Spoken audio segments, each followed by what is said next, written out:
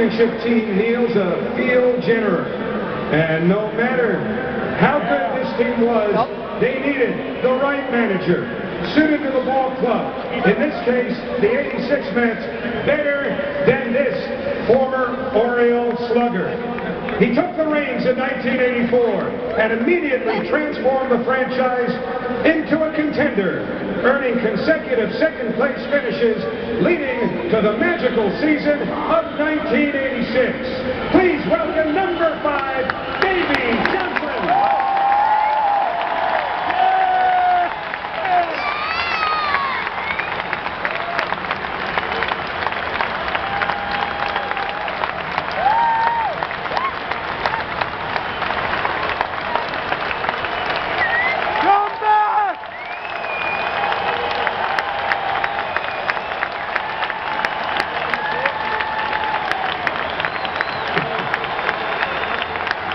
Davey became the winningest manager in club history by assembling a talented team and coaching staff. His first base coach was a 3-time world champion with the Pittsburgh Pirates, a man affectionately known by the players as Uncle Bill. We are joined tonight by the late Bill Robinson's wife, Mary, and son, Bill.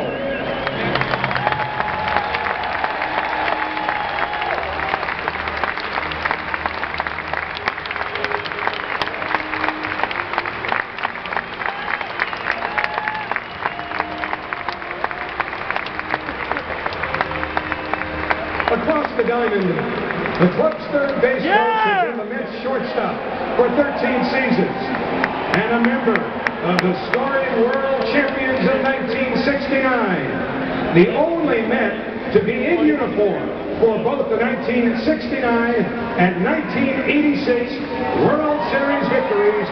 Please welcome Gold Glover, Mets Hall of Famer, one of the most beloved Mets of all time.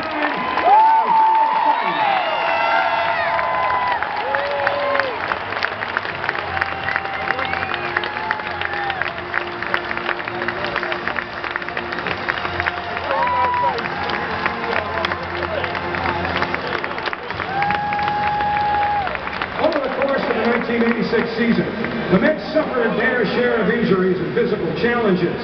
Well, here's the man who patched up the players and kept them in peak condition for their championship run.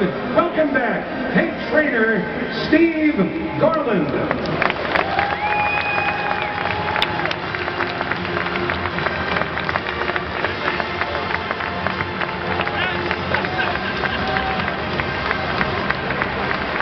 The 1986 Mets got off to an 11-game winning streak in April. That tied a club record. And that streak included a sweep of their arch rivals in St. Louis. The series began with a 10-inning thriller, thanks to a game-tying 9th-inning homer by the Met, simply known as Hojo. Number 20,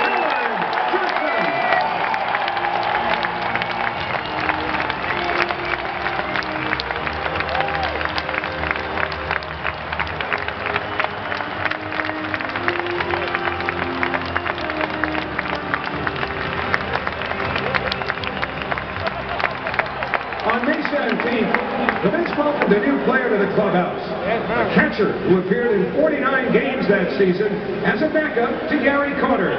He went 2 for 3 in his debut and threw out his first base stealer. Welcome back, number 49, Ed Hearn.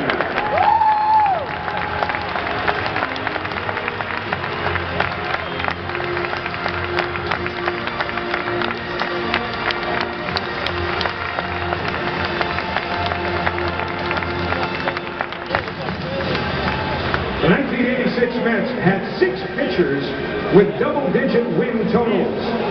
This member of that elite staff finished the season with a 15-6 record and an impressive 2.81 earned run average. On May 27th, he tossed a complete game gem with 12 strikeouts to beat the Dodgers. One of the winningest pitchers in Mets history, number 12,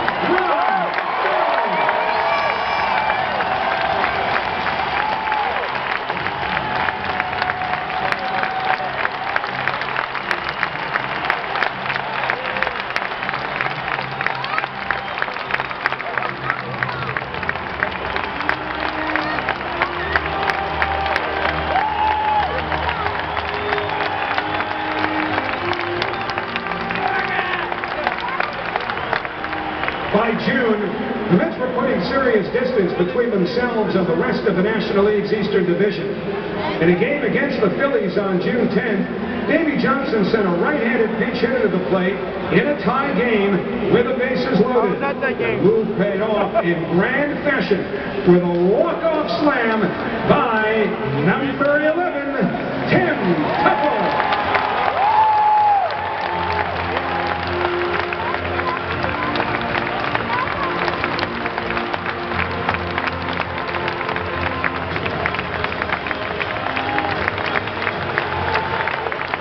Pitching and defense are the cornerstones of any championship team, and the Mets had a bounty of both. In the field, there was no one better than the Mets first baseman. On the 4th of July, he put on a defensive exhibition with 3 highlight reel plays against the Houston Astros. An 11-time Gold Glove Award winner who hit .310 that season, a 5-time All-Star, and a Mets Hall of Famer.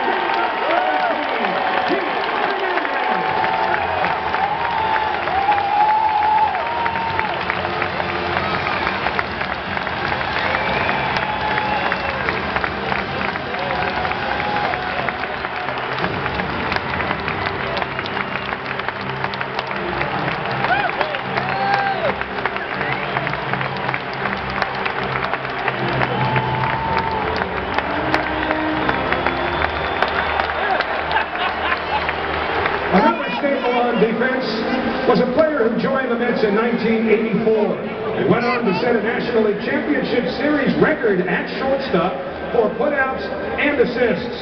He also led the club with 12 intentional walks that season. Welcome back, number 3, Rafael Santana.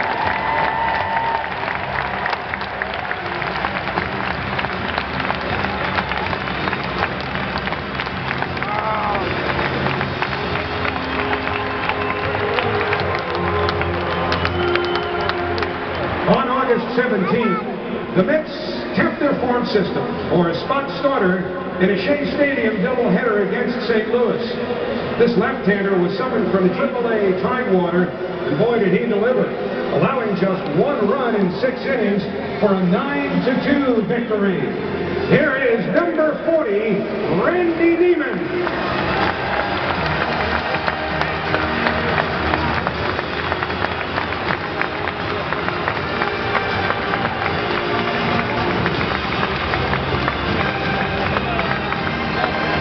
Let's face it, the divisional crown had been a foregone conclusion for much of the summer. But on September the 17th, it finally became a reality. With a magic number of 1, the Mets ace took the Shea Stadium mound for a game against the Cubs, clinching the team's first playoff berth in 13 years. Dr. K went 12-6 that season with 200 strikeouts. 1984 Rookie of the Year and 1985 Cy Young winner, a Mets Hall of Famer, number 16, Dwight Miller.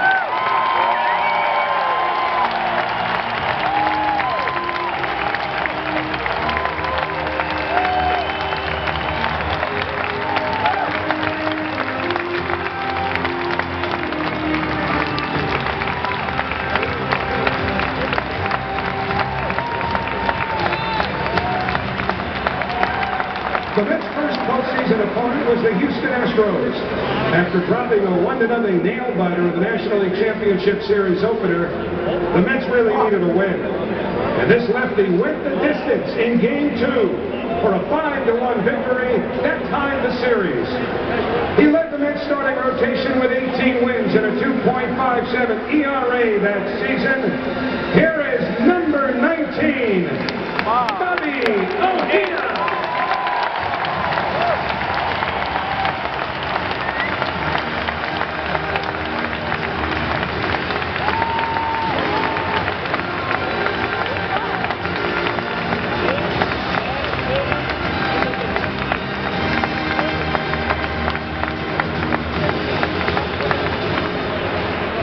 The Mets trailed Houston in the pivotal 3rd game of the series when the second baseman, who led the 86 Mets with a .320 regular season batting average, sparked a remarkable comeback with a drag bunt single. He batted .333 in the World Series and tied for the team lead with 4 runs scored. Here is number 6, Wally Beckman.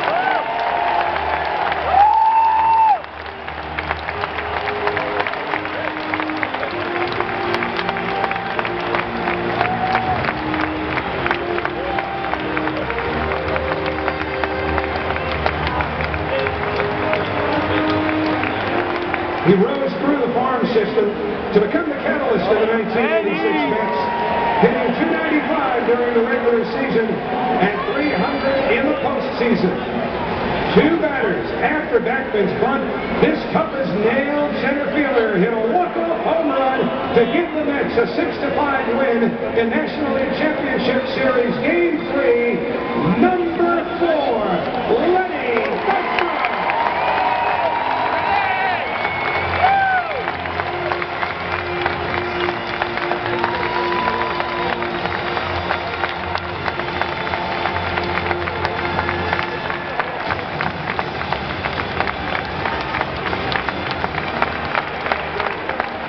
The series was even again for Game 5 when Dwight Gooden and Nolan Ryan locked horns in a power pitching duel. The game was tied at the 12th when the Mets RBI leader stepped to the plate with a winning run at second base. The man nicknamed Kid came through with a game-winning single to move the Mets to within 1 game of the pennant. Here to represent charismatic 11-time All-Star and Baseball Hall of Famer Gary Carter, please welcome Gary's wife Sandy and son DJ.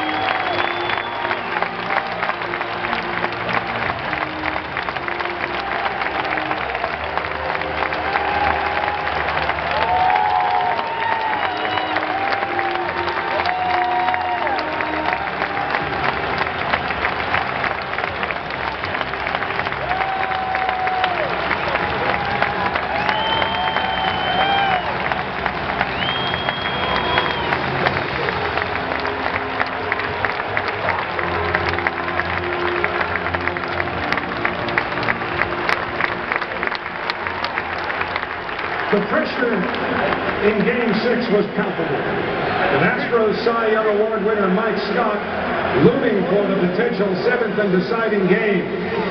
The Mets fell behind early and called on one of their regular season starters to keep the Astros at bay. And that's just what he did, tossing 3 innings of 1-hit ball to help the Mets clinch the National League pennant in a 16-inning thriller. Number 38, Rick Aguilera.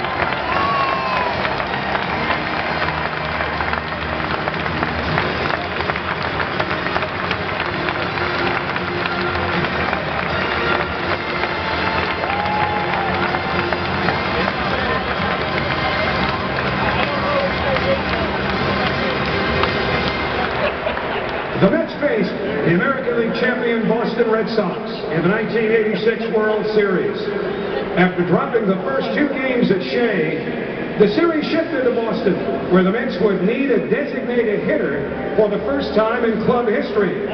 The DH that day came through with a 2-run single in the first inning to give his team a lead it would never relinquish. Appropriately enough, his initials were also DH. Here again, number 25, Danny Heath.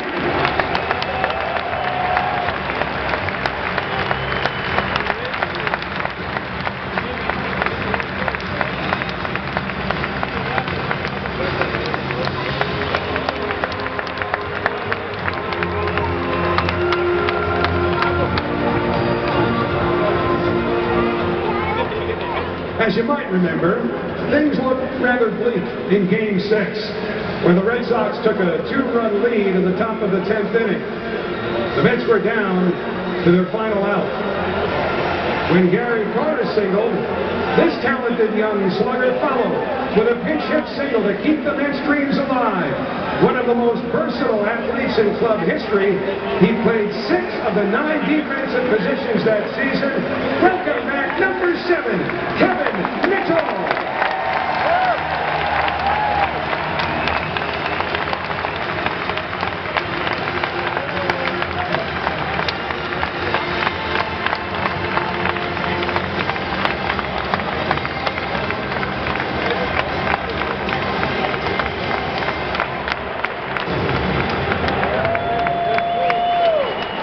New York was still an out away from elimination when this beloved veteran went to work at the plate, fouling off a succession of pitches to stay alive. The 8th pitch of that at-bat got away from the catcher, scoring Kevin Mitchell to tie the game and send Shea Stadium into a frenzy. And with a winning run in scoring position, he hit a slow bounce at first that became one of the most famous plays in sports history. Number 1 in uniform, number 1 in your hearts. Here it is.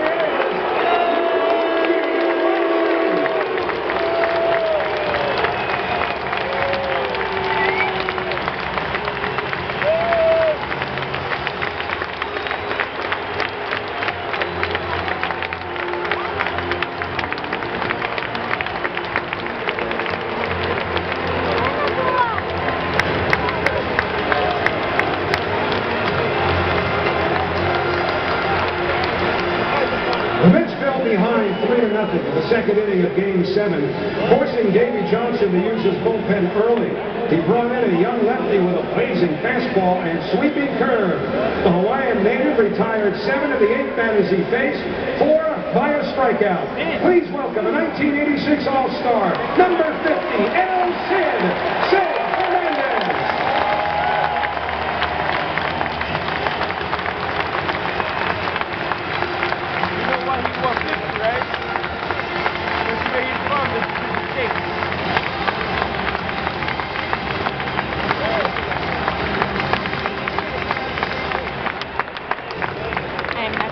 The Mets were still facing that 3-0 deficit in the home half of the 6th when this native New Yorker ignited the Mets offense with a leading pinch hit single and a run scored. Before the inning was over, the game was tied at 3. Here's the man who started that crucial rally, number 13.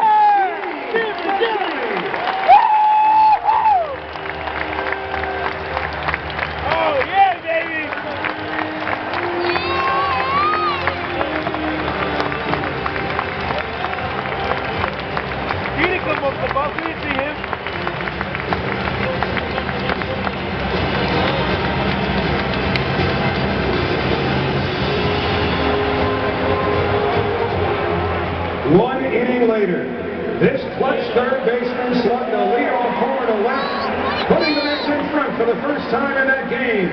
He batted .391 with the team leading 9 hits in the Fall Classic. We are thrilled to finally welcome back the 1986 World Series Most Valuable Player, number 22, Ray McNabb.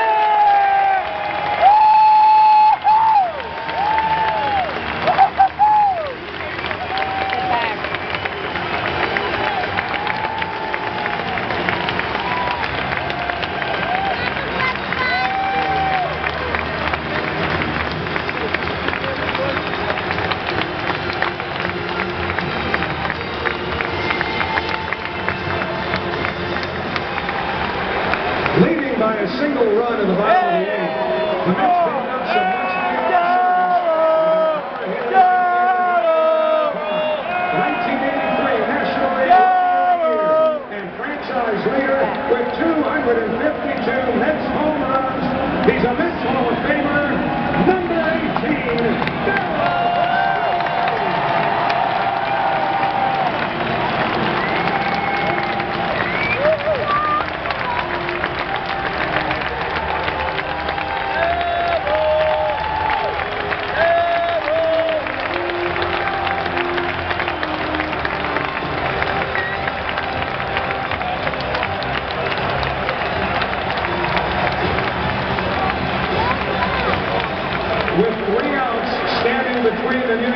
minutes and a World Championship trophy, Davey Johnson called on his most trusted reliever to close the deal.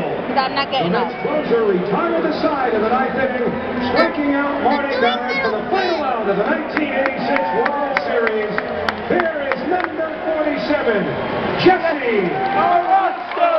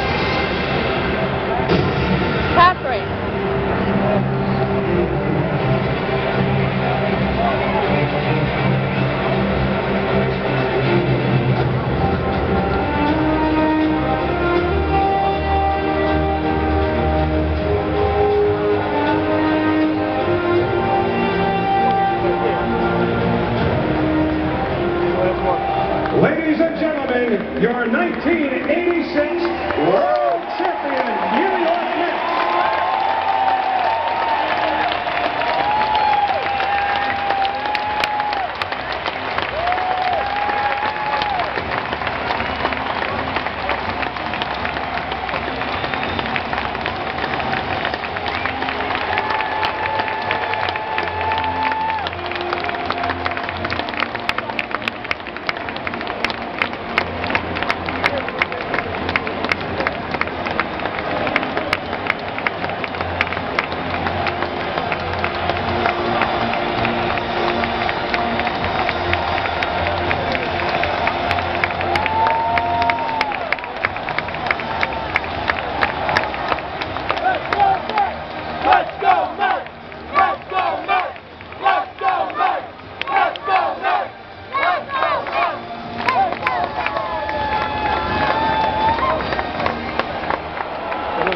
Look, the Mets are coming out. That's right! Let's go!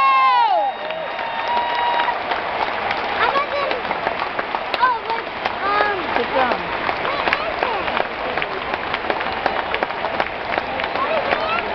What? He's over there.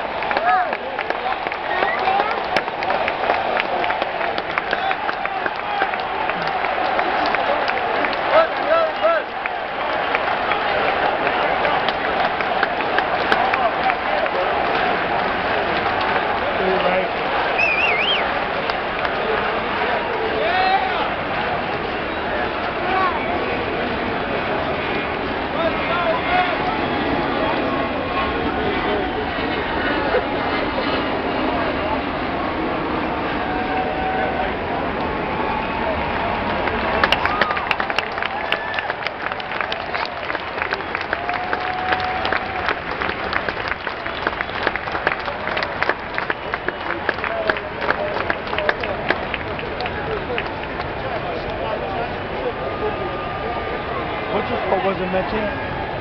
Dave Maggie, Kevin Elster, Catherine.